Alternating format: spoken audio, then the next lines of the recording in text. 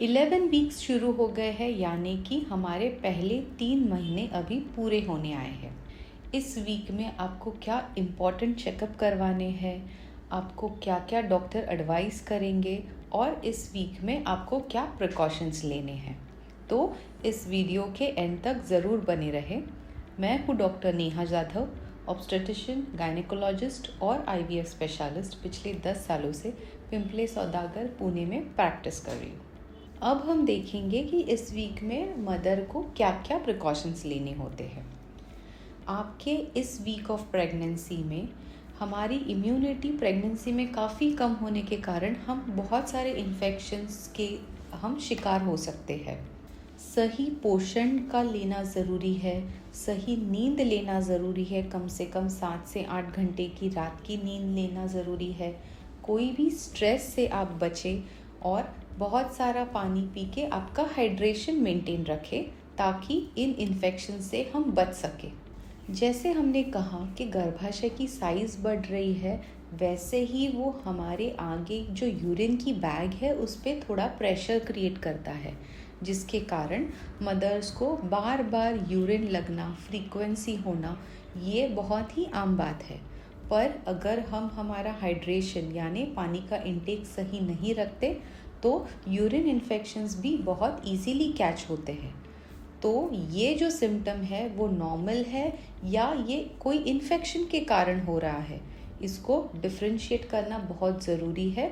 और हमें जितना ध्यान रखना है कि इन्फेक्शन से दूर रहना है, क्योंकि इस वक्त बेबी का हर एक इम्पॉर्टेंट ऑर्गन बन रहा है।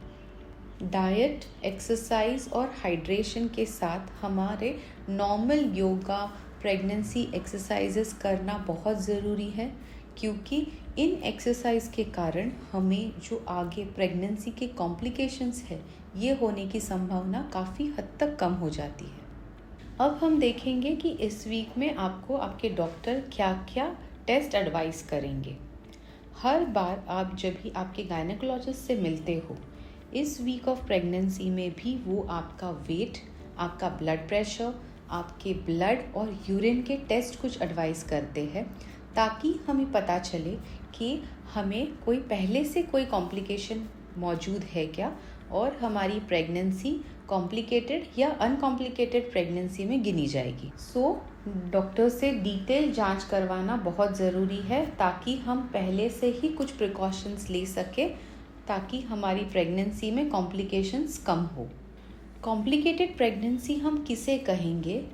कोई महिलाओं को प्रेगनेंसी से पहले ही डायबिटीज़, थायराइड, ब्लड प्रेशर या फिर पहले से ही हीमोग्लोबिन कम होने की तकलीफ़, जिसे हम अनीमिया कहते हैं, किसी को पहले 2 या 3 बार मिसकैरेज हुए रहते हैं, या फिर पहले से ही किसी को कोई हार्ट की प्रॉब्लम रहती है, ये सारे प्रेगनेंसीज़ को हम जोखिम वाली यानी कॉम्प्लिकेटेड प्रेगनेंसी कहते हैं। ऐसे में आपको डॉक्टर नॉर्मल प्रेगनेंसी से ज़्यादा कुछ अधिक वाले मेडिसिन प्रिस्क्राइब करेंगे, जिसे आपको रेगुलर तरीके से लेना है, ताकि आने वाले जो प्रेगनेंसी के वीक्स है उसमें कॉम्प्लिकेशंस कम हो। इस वीक में जो महिलाओं को पहले रिकरेंट प्रेगनेंसी लॉस यानी 2 या 3 से ज़्यादा मिसकैरेजेस हुए रहते हैं, उनमें हम एक जेनेटिक डॉक्टर से एडवाइस करवाने कहते हैं, ताकि हमें पता चले कि इस प्रेगनेंसी में इस बेबी को लेके कुछ जेनेटिक या फिर क्रोमोसोमल अबनॉर्मलिटी होने के चांसेस कितने हैं। इसी वीक में आपके गायनेकोलॉजिस्ट आपको एडवाइस करेंगे एक बहुत ही इम्पॉर्टेंट सोनोग्राफी, जिसको कहा जाता है NT स्कैन या फिर न्यूक्लियर ट्रांसल्यूसेंसी स्कैन, और एक ब्लड टेस्ट की जाती है जो इस स्कैन के साथ में ही की जाती है और उसका कहते हैं डबल मार्कर टेस्ट। अब हम देखेंगे कि टू बी डैडीज़ को इस वीक में क्या क्या प्रिकॉशंस लेने हैं और क्या फैमिली सपोर्ट हर प्रेग्नेंट लेडी को ज़रूरी होता है।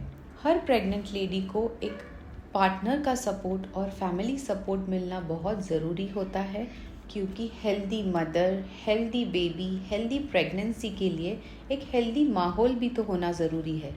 इसीलिए घर में एक खुशी का एनवायरनमेंट और स्ट्रेस फ्री एनवायरनमेंट उस लेडी को मिलना बहुत ज़्यादा ज़रूरी है।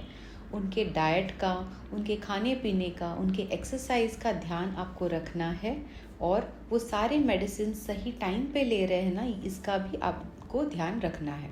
आप दोनों को साथ में जो प्रेगनेंसी प्रीनेटल सेशंस होते हैं, जो योगा सेशंस होते हैं और जो गर्भ संस्कार सेशंस होते हैं, उसको भी दोनों को साथ में अटेंड करना है, क्योंकि आप अभी सिर्फ हस्बैंड वाइफ नहीं हो बल्कि टू बी पेरेंट्स बनने जाने वाले हो।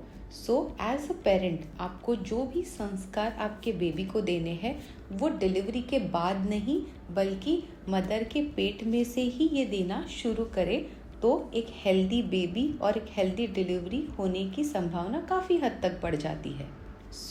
इस वीडियो में हमने देखा कि 11th वीक ऑफ प्रेगनेंसी हमारे टू बी मॉमीज़ के लिए क्यों इम्पॉर्टेंट है, उन्हें क्या क्या चीज़ों का ध्यान रखना है, कौन से मेडिकल चेकअप करवाने हैं, कौन से टेस्ट करवाने हैं। तो इन सारे प्रेगनेंसी वीडियोस के लिए आगे भी हमारे साथ बने रहे और इस वीडियो से लेके आपको कोई भी तकलीफ़ हो या फिर कोई भी क्वेश्चन हो तो नीचे दिए गए कमेंट बॉक्स में हमें ज़रूर कमेंट करके बताएं। Thank you for watching this video.